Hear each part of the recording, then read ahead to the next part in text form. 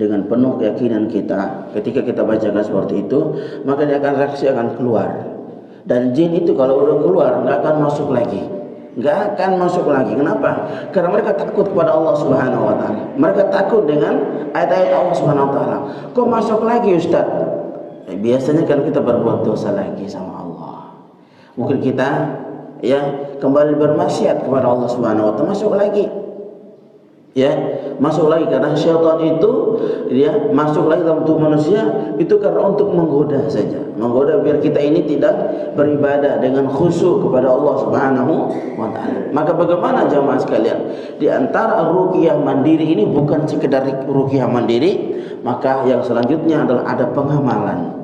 Seperti saya sampaikan tadi, pengamalan apa? Yaitu dengan kita rajin beribadah kepada Allah, baca Al-Qur'an, salat tepat waktu, sedekah, dan banyak lagi hal-hal yang lain yang akan kita lakukan, amal-amalan soleh. Yaitu amalan soleh ada 3 tingkatan. Ada tingkatan yang pertama, ada tingkatan pertengahan, dan ada tingkatan yang rendah, yang kecil.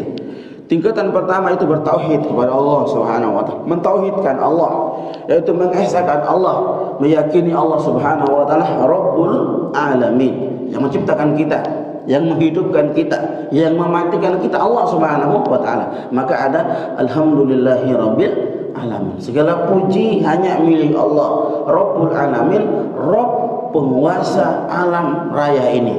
Maka ini tauhid rububiyah. Tauhid rububiyah itu dari situ. Rabbul Alamin yaitu tauhid rububiyah. Rububiyah inilah tauhid tentang pengesaan kepada Allah Subhanahu wa taala bahwa Allah yang menguasai jagat raya ini. Bukan jimat, bukan syaitan, bukan kuburan, bukan pohon besar, bukan. Hanya Allah Subhanahu wa taala yang menguasai. Selanjutnya jamaah sekalian, setelah tauhid rububiyah namanya tauhid uluhiyah. Tauhid uluhiyah, tauhid ibadah.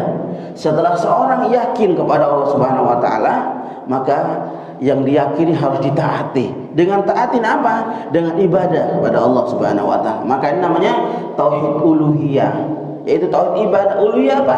Ibadah, salat, tunduk, taat, tawakal hanya kepada Allah Subhanahu wa taala. Makanya iyyaka na'budu wa iyyaka nasta'in. Hanya kepadamu na'budu, kami menyembah, wa iyyaka, dan hanya kepadamu nasta'in, kami minta pertolongan. Jadi hanya kepada Allah Subhanahu wa taala. Maka ini namanya tauhid apa? Uluhiyah. Kenapa ada 3 tauhid ini? Ini hanya memudahkan saja, memudahkan kita untuk memahami, tauhid uluhiyah. Maka nanti ada namanya tauhid asma wa sifat, yaitu tauhid tentang bagaimana kita mengimani asma, nama-nama dan sifat Allah Subhanahu wa taala. Jadi siapa yang pandai-pandai merengek, pandai-pandai merayu Allah dengan menyebut nama-namanya, maka dia akan berhasil. Saya bukan mencontohkan kepada manusia, tapi perumpamaan saja. Jadi kalau mau sesuatu kepada istri ke suami, lagi nggak punya duit, dipuji, wah suamiku baik, soleh, ganteng, gitu. Nanti kan hatinya akan tenang dan akan dikasih. Begitupun kepada manusia. Kalau ada pujian pasti ada kesenangan, ketenangan. Maka kalau kita puji Allah, ya Rahman, ya Malik, ya Hayyu, ya Qayyum, kita puji Allah dengan nama-namanya dan sifat-sifat Allah Subhanahu wa taala. Kita minta, ya Allah saya sakit, ya Allah saya punya penderitaan, ya Allah saya mengalami ini, dan kita minta sama Allah dengan menyebut nama Allah dan sifat-sifat Allah, Allah akan mengabulkan doa kita. Maka rayulah Allah, siapa yang pandai-pandai merayu Allah di dalam selesai salat, di dalam salat malamnya, maka Allah akan mengabulkan permintaannya. Maka amalan atau amal soleh level yang paling tinggi yaitu apa? Mentauhidkan Allah Subhanahu wa taala. Yaitu yakin kepada Allah Subhanahu wa taala. Karena nanti pada hari kiamat ketika Allah Subhanahu wa taala kumpulkan kita, tidak ada lagi amal-amal kebaikan kita ketika ditimbang oleh Allah Subhanahu wa taala, tidak ada lagi amal kebaikan kita. akhirnya mungkin kita putus asa ketika di mizan, ketika ditimbang, enggak ada sama sekali amal kebaikan kita. Dan Allah Subhanahu wa taala bilang kepada malaikatnya, coba lihat ada enggak amalan yang lain yang dia tidak menyekutukan Allah Subhanahu wa taala. Ternyata ada namanya kalimat bitaqo. Bitaqo itu termasuk tanda atau sertifikat kalau bahasa kita sekarang ini. Ternyata ada kalimat di situ terpapar kalimat la ilaha illallah Muhammadur Rasulullah. Ternyata dalam kehidupan dia, walaupun dia berbuat dosa, hanya dosa-dosa besar saja, dosa yang meninggalkan sholat, atau dosa kepada orang tua, atau dosa kepada, tapi dia tidak pernah menyekutukan Allah. Sakit tidak pernah datang kepada dukun, sakit tidak pernah bergantung kepada manusia.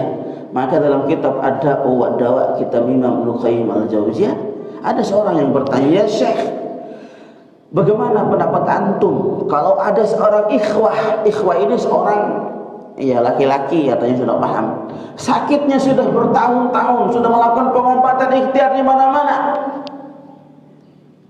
Apa kata beliau? Kalau dia sakit tidak melakukan pengobatan yang tidak syar'i, dan dia ikhtiar dengan pengobatan yang syar'i, kalau dia mati meninggal dunia, maka matinya husnul khatimah. Tapi syaratnya nggak boleh kita datang kepada pengobatan yang tidak syar'i, jamaah sekalian. Kalau kita datang kepada Allah, ya ke dokter itu tetap dikatakan boleh, karena itu juga termasuk salah satu ikhtiar kita, boleh ke dokter. Tapi yang dimaksud di sini adalah kebergantungan. Kebergantungan, kita sudah lupain Allah, kita sudah bergantung kepada manusia, ya, dengan mendatangi tempat-tempat dilarang oleh Allah Subhanahu wa taala yang tadi mengandung kesyirikan, maka ini enggak boleh, maka hukumnya haram dan ini syirik. Maka kalau mati bukan husnul khatimah, tapi mati dalam keadaan berbuat syirik kepada Allah Subhanahu wa taala. Maka jemaah sekalian, maka kalimat la ilaha illallah Muhammadur Rasulullah, la na'budu bihaqqin illallah, tidak ada sesembahan yang hak ya kecuali Allah Subhanahu wa taala. Maka kalimat ini yang nanti di hari kiamat ketika ditimbang kita, ini yang akan menghapus semua kesalahan kita.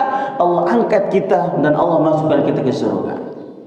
Syaratnya enggak boleh berbuat syirik kepada Allah. Bukan hanya sekedar kita mengucapkan la ilaha illallah, kita pahami la nafyu wal isbat, la ilaha, tidak ada illa yang berhak disembah, semua kita batilkan, kita nafikan, kita tiadakan. Illallah, hanya kepada Allah tawakal kita. Jadi kalau bapak-bapak ibu semuanya punya anak yang berhasil jadi tentara, boleh bernazar, nah nanti kamu kalau sudah kamu lulus, ya, saya akan potong kambing misalkan, karena Allah, lewat syukur saya kepada Allah, itu boleh. Tapi ketika anaknya lulus jadi tentara misalkan, kita datang potong kambing di tempat yang dikeramatkan, nah ini bukan lagi karena Allah Subhanahu wa taala, tapi karena apa? Karena pohon itu. Enggak boleh, jemaah sekalian. Ini salah satu contoh saja, jemaah sekalian, ya. Jadi kita tawakal, khauf, takut hanya kepada Allah, berharap hanya kepada Allah Subhanahu wa taala. Maka ada yang selanjutnya, jemaah sekalian, yaitu amalan soleh yang akan menyelamatkan kita tingkatan pertengahan, ya tadi itu dengan sholat. Ya, sholat yaitu berbakti kepada kedua orang tua, berbakti kepada suami, dan amalan-amalan ini adalah tingkatan yang nomor 2, yaitu banyak puasa, haji, dan zakat, dan rukun-rukun Islam itu, jamaah sekalian, itu termasuk yang nanti yang akan melindungi kita dari gangguan-gangguan syaitan, dan syaitan itu akan keluar dalam tubuh kita.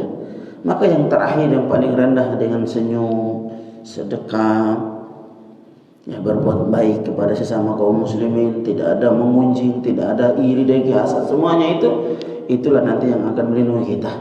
Maka kalau bisa kita mengamalkan ketiga ini, jamaah sekalian, insyaallah, kata Allah Subhanahu wa taala dalam Al-Qur'annya, alladzina amanu wa lam yalbisu imanahum bidzulmin ulaika humul amnu.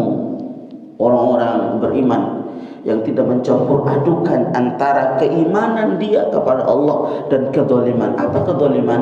Zalim yang pertama tadi berbuat syirik kepada Allah Subhanahu wa taala. Karena zalim itu menempatkan sesuatu bukan pada tempatnya. Seharusnya ibadah iyyaka na'budu wa iyyaka nasta'in. Sorenya dia datang ke kuburan. Sorenya datang ke pohon besar. Tapi ada jimat diyakini ada sesuatu di dalamnya bisa menginikan macam-macam. Nah ini berarti iyyaka na'budu wa iyyaka nasta'in enggak manfaat.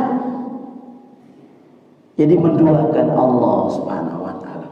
Samping yakin sama Allah, dia juga yakin sama selain Allah. Maka hal seperti ini tidak dibenarkan dalam Islam. Maka jemaah sekalian, itu yang paling penting. Walam yalbisu imanahum bidzulmin ulaika humul amnu. Mereka tidak mencampur adukan antara keimanan mereka kepada Allah. Maka Allah akan memberikan keamanan mereka. Kata para ulama Ahlus Sunnah wal Jamaah, al-amnu fid dunya, yaitu Allah akan menjaga mereka dari memakan harta-harta yang haram, menjaga mereka dari dunia, menjaga mereka hati mereka untuk iri, dengki dan hasad kepada manusia. Al-amnu fil akhirah, maksudnya para ulama lah, Allah akan menjaga mereka nanti tadi dimasukkan ke surga, dan di kuburan nanti Allah lebarkan kuburannya, berikan cahaya, dan Allah akan menjaga mereka dari siksaan kubur. Kenapa? Karena mereka beriman pada Allah Subhanahu wa taala. Ini saja mungkin jamaah sekalian ya, mudah-mudahan bisa saya sampaikan, lebih dan kurangnya mohon maaf. Mudah-mudahan ayat-ayat Al-Quran tadi yang sangat sedikit sekali, insyaallah lain kali nanti sebenarnya ada bacaan khusus tentang ayat-ayat sihir, tentang ayat-ayat khusus tentang ayat-ayat tentang jin keturunan dan lain sebagainya. Tapi mudah-mudahan waktu yang lain bisa Allah berikan kepada lagi kesempatan biar kita lebih maksimalkan lagi. Mudah-mudahan bermanfaat. Syukran ya Rabbi, syukran, hadaita qalbi, syukran.